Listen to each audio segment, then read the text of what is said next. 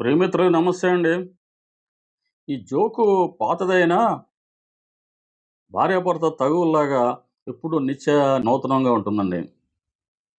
అదేంటంటే భార్యాభర్తలు మాట్లాడుకోవట్లేదట. ఓ రోజు భర్త ఆహ్, మర్నాడు ఉదయం ఏదో పని మీద ఉదయమే బయటికెళ్ళాల్సొచ్చి హ్మ్, స్లిప్ నోట్ రాసి పెట్టాడట బెడ్‌రూమ్‌లో.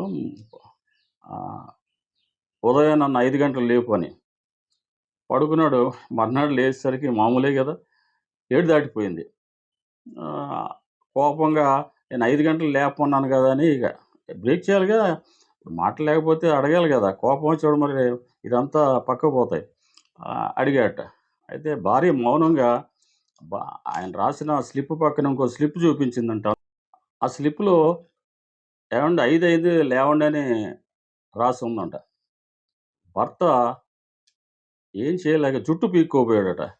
అక్కడ ఏముంటది జుట్టు బట్టతల గదా! జుట్టు ఉంటే గదా! అట్టుంటదండి. భార్యనా, మజాకానా? భార్యలతో చాలా జాగ్రత్తగా ఉండాలండోయ్!